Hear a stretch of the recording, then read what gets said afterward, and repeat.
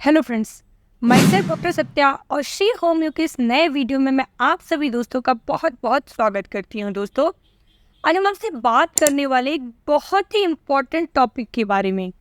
आप में से कई लोगों ने इसका नाम सुना तो जरूर होगा और इसका नाम है कैंसर। तो आइए जानते हैं कि कैंसर क्या होता है, क्यों हो जाता है और आजकल भारतवर्ष में इतना ज़्यादा कैंसर देखने को क्यों मिल रहा है।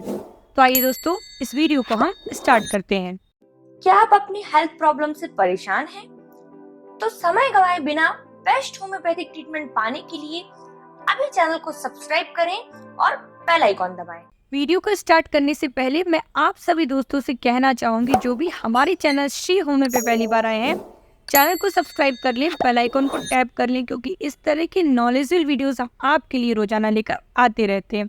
तो दोस्तों, कैंसर, कर्क रोग या ट्यूमर की समस्या आजकल बहुत ज़्यादा देखने को मिल रही है। अगर हम रिसर्च की बात करें, विश्व के आंकड़ों की बात करें, तो भारत को कैंसर की राजधानी घोषित कर दिया गया है। भारत में इतने ज़्यादा कैंसर के मामले देखने को मिल रहे हैं। एशिया का अगर आप रीजन देखें तो उसमें भारत का दूसरे नंबर पे स्थान है कैंसर में, और अगर विश्व की बात करें तो भारत का तीसरे नंबर का स्थान है कैंसर में। इससे ऊपर अमेरिका और चाइना है। लेकिन भारत में बहुत ज़्यादा कैंसर के केसेस आजकल देखने को मिल रहे हैं। ऐसा क्यों हो रहा है? कैंसर कुछ खास वजहों से होता है। सबसे पहले जानते हैं कैंसर क्या होता है। कैंसर आपकी बॉडी की जो सेल्स हैं वो थोड़ा समय समय पर आपकी बॉडी में सेल्स डिवाइड करके अपने कार्य को करती रहती हैं। लेकिन जब आपकी बॉडी में किसी भी कारण की वजह से ये सेल्स बहुत ज़्यादा असामान्य रूप से वृद्धि करने लगती है, यानी कि इर्रेगुलर अगर इनकी ग्रोथ होने लगती है, बॉडी के किसी भी ऑर्गन में, किसी भी सेल में अगर इर्रेगुलर ग्रोथ होने लगती है, तो इस कंडीशन को हम कैंसर बोलते हैं। कैंसर बॉडी द्वारा जनरेट किया गया ही एक रोग है। ऐसा क्यों होता है? बहुत सारे इसके कारण हो सकते हैं। सबसे पहला तो हम कारण की बात करें तो आजकल जो लाइफ स्टाइल है, जिसमें काफ़ी सारी खाने की चीज़ें, स्पेशली जो फूड आइटम्स है, उन्हें तरह तरह की प्रोसेस, बहुत सारी प्रक्रियाओं द्वारा आप इतना ज़्यादा प्रोसेस्ड कर दे रहे हैं कि उसके अंदर कार्सियोजेनिक, उसके अंदर ऐसी क्वालिटीज़ आ जाती हैं। दूसरा, कई बार जो तेल हम प्रयोग करते हैं तो ऑयल को बार बार बहुत ज़्यादा टेम्परेचर पर हीट करने से भी ऐसी चीज़ें, ऐसे पदार्थ निकलते हैं जो कार्सियोजेनिक होते हैं।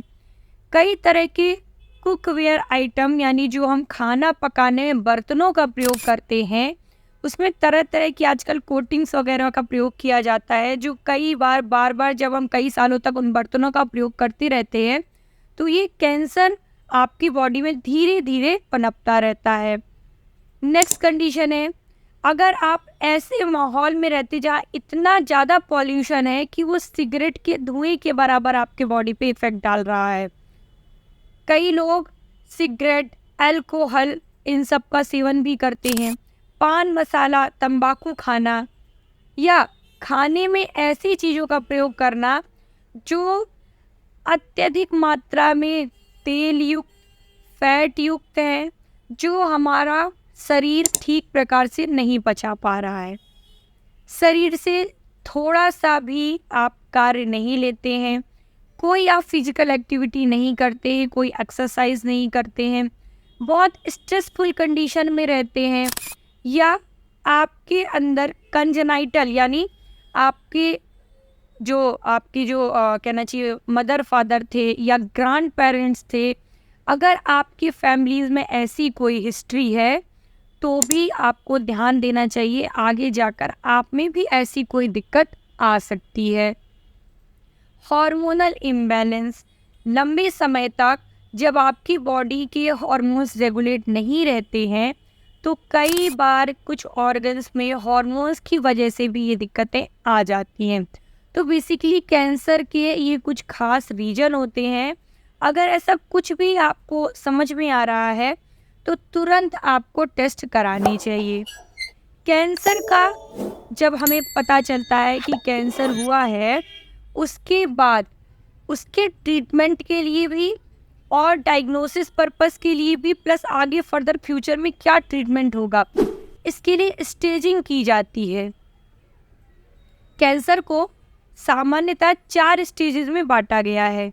स्टेज फर्स्ट या आप पहला चरण बोल सकते हैं, स्टेज सेकंड दूसरा चरण, स्टेज थर्ड तीसरा चरण और स्टेज 4 या आखिरी चरण। पहला चरण जो होता है, उस कंडीशन में आपके किसी बॉडी के किसी पर्टिकुलर पार्ट में, यानी शरीर के किसी स्पेसिफिक ऑर्गन में, ऊतक में कोई अनयूजुअल ग्रोथ दिख सकती है, कोई छोटा ट्यूमर नुमा स्ट्रक्चर दिख सकता है, कैंसर की सेल्स दिख सकती हैं। अब सेकेंड स्टेज या दूसरा चरण, दूसरे चरण में ये जो आपको ग्रोथ दिखी या कैंसर की सेल दिखी या ट्यूमर दिखा, ये थोड़ा बहुत उस ऑर्गन में फैल चुका है। स्टेज थर्ड में उस ऑर्गन में फैल गया है, साथ ही साथ आसपास के थोड़े बहुत पार्ट्स को उसने इन्वॉल्व किया है। स्टेज 4 या जिसे हम मेटास्टेसिस भी बोलते हैं, इस कंडीशन में ये कैंसर जिस अंग से शुरू हुआ है वहाँ से और भी दूर वाले अंगों तक फैल गया है और ये सबसे खतरनाक और आखिरी स्टेज होती है। कुछ प्रकार के कैंसर्स में कैंसर इन सीटू यानी छुपा हुआ कैंसर या 5th स्टेज भी देखने को मिलती है। तो दोस्तों, कैंसर को अब कैसे पता लगाया जाए? एक तो मैंने आपको यहाँ पे बताया प्री डिस्पोजिंग फैक्टर, यानी कि किन किन लोगों में ये हो सकता है। तो अगर आप में ऐसी कोई भी चीज़ें आप खाते हैं, ऐसा सेवन करते हैं, आपके फैमिली में कोई हिस्ट्री है, तो आपको अपना एक बार चेकअप जरूर से करवाना चाहिए।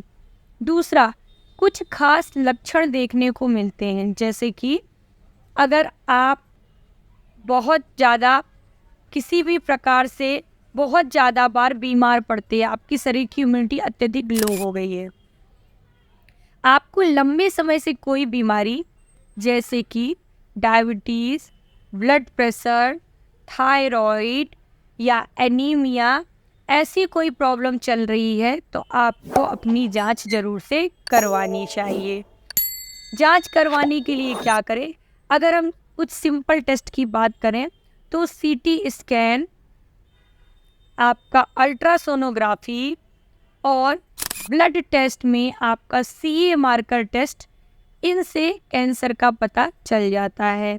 पता चलने के बाद और भी फर्दर इन्वेस्टिगेशंस जैसे कि पेट सीटी एंड आपको एफएनएसी वगैरह भी करवाया जाता है, तो इससे स्पेसिफिक पता चलता है कि किस ऑर्गन में हुआ है और कितना डैमेज हो चुका है। कैंसर अगर वक्त रहते पता चल जाए तो इसका इलाज भी पॉसिबल है, लेकिन जब एकदम बहुत, चूँकि इसमें कोई बहुत ऐसे खतरनाक सिम्टम्स स्टार्टिंग में नहीं आते हैं तो पता नहीं चल पाता है। इसलिए अगर आप में से किसी के अंदर भी ऐसी कोई फैमिली हिस्ट्री हो, अगर आप किसी लंबी बीमारी से बहुत लंबे समय से दवाइयाँ ले रहे हो, तो आपको थोड़े थोड़े समय अंतराल पे अपना चेकअप जरूर से करवाना चाहिए। आई होप दोस्तों आपको ये जानकारी पसंद आई होगी। पसंद आ रही है तो प्लीज़ वीडियो को लाइक करिएगा, शेयर करिएगा और इस अवेयरनेस को आगे भी बढ़ाइएगा। तो चलिए दोस्तों, फिलहाल मुझे दीजिए इजाज़त, मिलती इसी तरह के अगले वीडियो में। तब तक के लिए नमस्कार, जय हिंद, जय भारत।